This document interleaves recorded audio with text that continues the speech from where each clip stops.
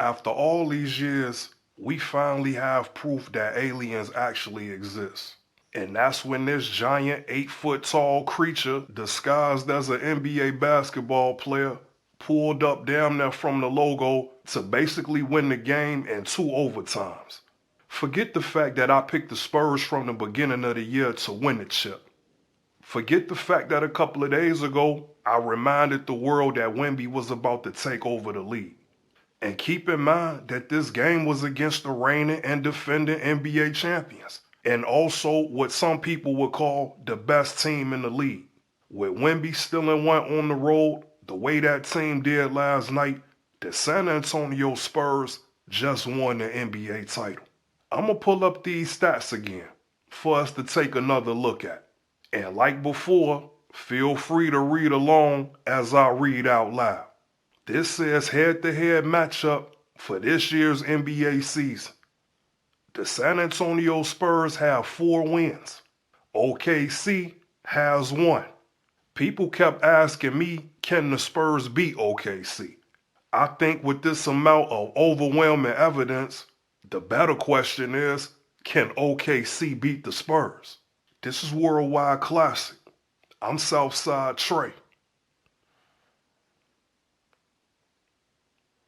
Not the almost good enough, the best. So you can scroll through any one of my platforms and let me know how many times I've been wrong. For me, I don't even know how it's even a debate. The San Antonio Spurs have had a winning team since the early 90s. If I'm talking to real basketball fans right now, the San Antonio Spurs is the best drafting team in the NBA. Ever since David Robinson all the way up until right now, the Spurs haven't missed in the draft. The Spurs have at least 4 or 5 different decades where they've consistently drafted Hall of Fame players. I feel like I shouldn't have to name any, but I guess I'm going to name a few. We talked about David Robinson. What about Avery Johnson? Sean Elliott. Then you got Tony Parker, Manu Ginobili. And say what you want, all injuries aside, Kawhi Leonard is one of the greatest players of this generation. Last but not least, maybe the greatest power forward to ever play the game, Tim Duncan. The Spurs have 5 NBA championships, and Tim Duncan was the commander-in-chief of that team. We talk about how much Kobe and Shaq dominated in the 2000s, and rightfully so. Rest in peace to Kobe. But damn it, Tim Duncan dominated just as much as they did. Greg Popovich was the lieutenant of the Spurs as the head coach for all 5 titles. He's retired as a head coach. And even though he's supposed to be resting and enjoying retirement, Popovich is pulling up to the airport to chop it up with Wemby after the game. Greg Popovich is damn near still coaching the Spurs. And I can't lie to y'all, that got to be illegal at this point. That's too much knowledge and wisdom for a monster like Wemby. Why aren't the sports analysts on top of this before it happens? I understand in this world you have to show and prove. That's duly noted. But did the Spurs really have to bust OKC's ass last night for people to wake up and see what's going on right now? The NBA is going to get enough for trying to present the MVP award right before a playoff game. And then they pick the first game of the conference finals like these teams ain't about to go to war. And when you got guys like Wembanyana on one of the teams, you got real competitors with a killer instinct. Wemby is already fired up trying to get to the chip. And I know for a fact when he saw SGA hold up that MVP, he couldn't wait to get out there and bust their ass. And then after the game, Wemby struck a pose in front of his team, doing some type of alien ritual to let Earth know that he's arrived. My favorite basketball player then and now is Derrick Rose. If Rose didn't have the injuries that he had, we'll be having a whole different conversation in the NBA. And that's because even with all of the qualities and the skills Derrick Rose had, his biggest attribute was his killer instinct.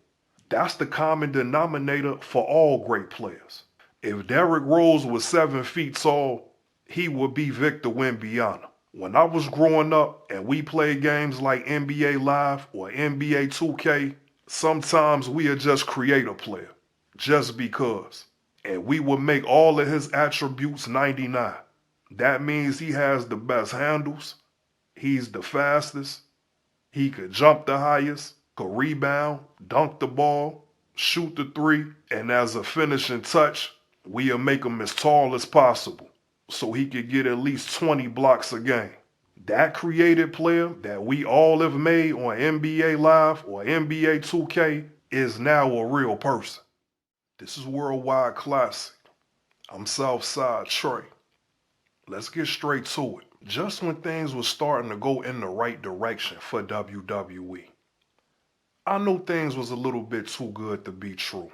Last night on Raw, Brock Lesnar slid in the ring and gave Femi the F5 at least 4 or 5 times. What is this happening for? The message has already been sent. Femi versus Brock Lesnar at WrestleMania was perfect. That was all that we needed to see from that encounter. This is not one of those feuds where we need to see Femi versus Lesnar 2 or 3. And just when I told myself I was going to try to do my episodes without cursing, I'm going to try to do better. But this company is on some bullshit right now. Y'all just can't leave well enough alone. Let me get straight to this fact, because this is why I don't even like Brock Lesnar being back involved with Femi. Besides Bobby Lashley, maybe, Femi is the only black wrestler that has ever gotten over against Brock Lesnar. Why can't the WWE just let black wrestlers be dominant? It doesn't matter the situation or circumstance, black wrestlers always have to look weak at some point. It's more than just Brock Lesnar popping back up after he teased retirement. I'm already thinking past that. There's not gonna be a rematch for Brock Lesnar and Femi unless Brock Lesnar is gonna win the match. Because if not, what the hell is even the point? The message has already been delivered. That was a match and an event that should have been one time only. I just don't care. I don't want to hear it. I thought that match was built to pass the torch. That's my understanding of that story, even more than it just being a match for WrestleMania. This is a moment in time where we're seeing the WWE change. At WrestleMania 39, Austin Theory had a match against John Cena. And even though it wasn't on the same level as Brock Lesnar and Femi, the intent was the same. It was for a legend to pass the torch for the future. We just saw John Cena retire not too long ago. So that means Cena didn't retire after WrestleMania 39. There has not been an Austin Theory John Cena rematch. We talking about almost 2 years later. And these guys have not even been in the ring with each other again. That same ideology should have been applied to Brock Lesnar and Femi. These people were not supposed to see each other almost ever. Because I don't care if Brock Lesnar was just pretending, which is stupid in itself. Brock Lesnar made it seem like he was retiring at WrestleMania. And even I knew he wasn't really about to retire. He was just putting on a show. Because I believe when the time is right, Gunther is going to be the guy to retire Brock Lesnar. Why is Brock Lesnar playing these retirement games on Femi's watch? And this is not Mark Henry spending his retirement on John Cena years ago. It's not the same level of storytelling. So what the hell is Brock Lesnar doing hugging Paul Heyman, crying and waving to the fans at the end of WrestleMania? I think that's a weak ass move. And it's counterproductive to something that I thought was perfect. And now, the most treacherous part about the whole thing is that Brock Lesnar is gonna win the rematch. I knew it was too quiet, and everything was going a little bit too smooth. Last week, Femi had an open challenge, and nobody wanted to get involved, like Debo and the Beach Cruiser. So Femi went to the backstage area and found his own opponents. He ran into Herberto and Angel Garza, whooped their ass, and brought them back to the ring, where he finished the job. And I actually was impressed and gave WWE a lot of credit. Was feeling a little bit hopeful. But knowing WWE like I do, at that exact same moment, a dark cloud started to form. I just didn't know for what reason.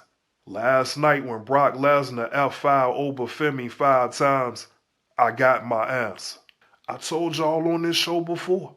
It's almost like Spider-Man having a spider sense. I just got a gut feeling when some bullshit is about to happen. And then what if at the end of the day, Gunther actually does retire Brock Lesnar? Because think about that. If Gunther retires Brock Lesnar, there will be no rematch. Gunther is just going to choke the shit out of Brock Lesnar and go down in history. And that'll be the end of it. That just means that all of the star power Femi just obtained from beating Brock Lesnar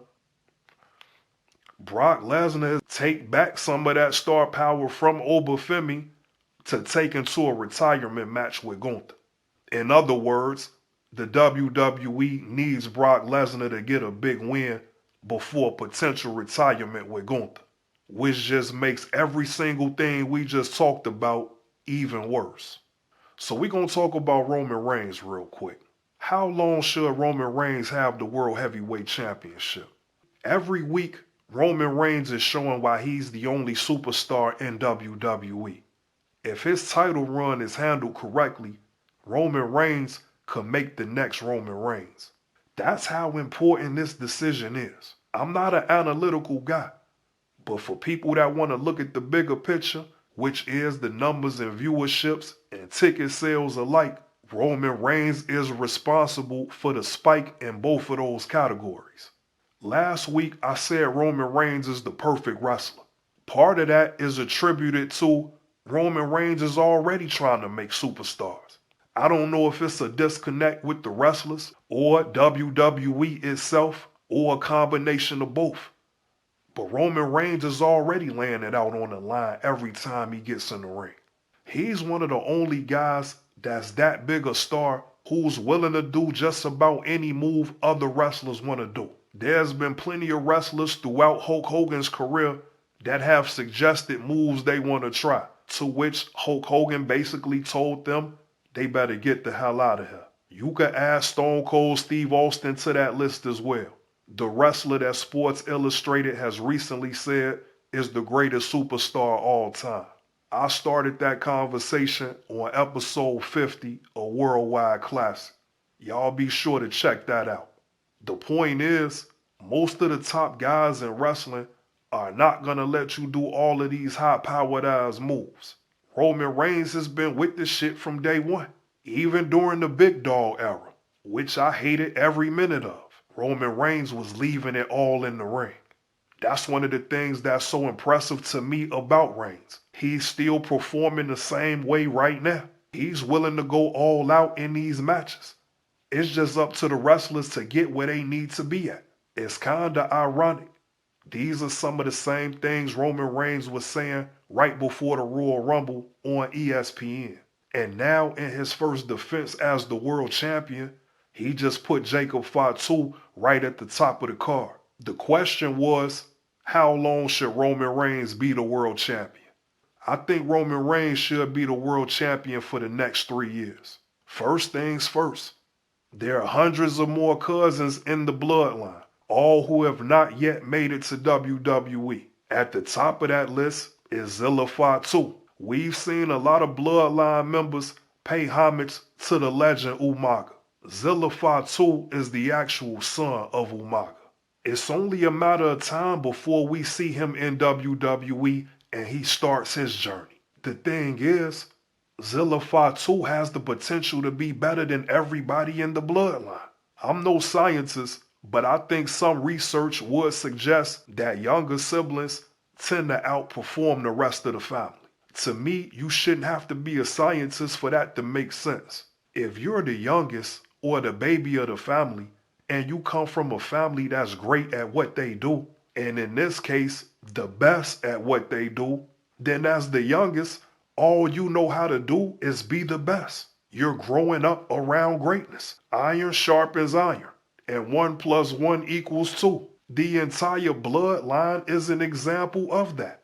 Before The Rock became a household name, and contrary to what Sports Illustrated has said, was the greatest superstar of all time, Yokozuna was dominating the WWE in his own right. And Yokozuna was about 700 pounds. And he's in the ring doing things that no person with a 600-pound life should be able to do.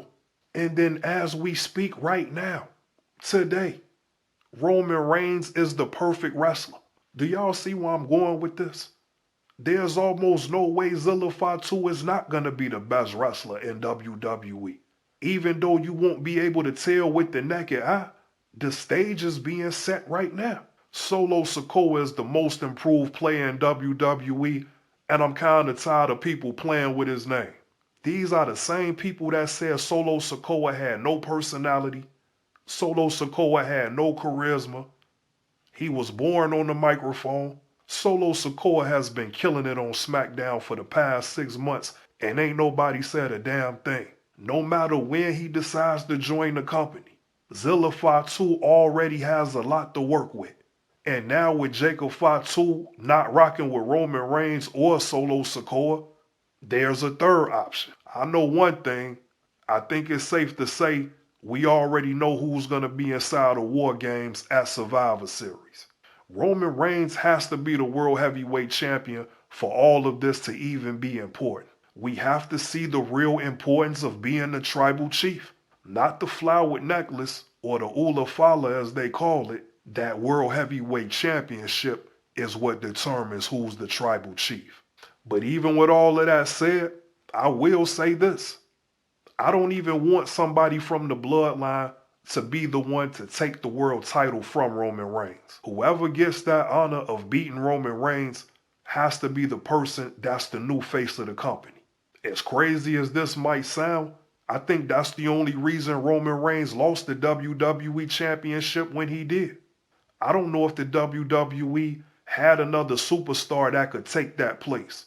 You're basically the representative of the company. You're the guy that has to make all of the appearances. The one that has to keep a clean image more than the other wrestlers. Cody Rhodes is everything that I just described and then some.